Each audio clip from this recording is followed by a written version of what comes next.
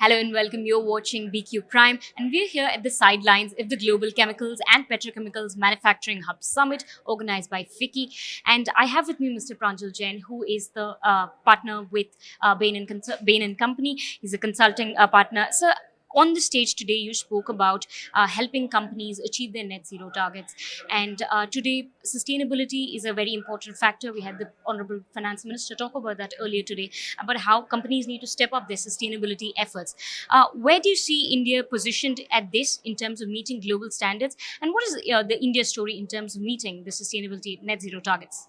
Sure. So it's a very critical initiative for India in terms of us meeting our net zero targets in line with what the Honorable PM has declared, and even before that.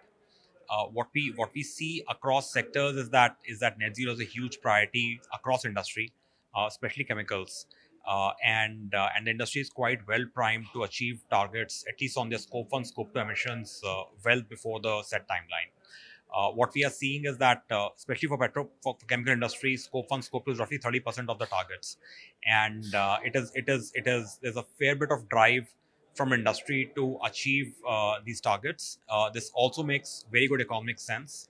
So what we are seeing with our clients is OPEX reduction of 15-20%, while they're reducing scope 1, scope 2 by say 30 to 40%. From a scope 1 standpoint, what we are seeing is deployment of energy efficiency solutions, as well as shifting the fuel mix away from dirty fuels like FO to briquette. What we are seeing from a scope 2 perspective is a massive shift towards power from renewable sources. Many of our larger clients have invested in CNI projects, and they're deriving power at a lower cost from CNI projects, which is a hybrid power of solar, wind, as well as battery. People are also trying to shift towards RTC, as well as trying to trade on the exchange. So all this is yielding very rich benefits for them, and from a scope 1, scope 2 perspective, they're doing pretty well. Scope 3 is still early days.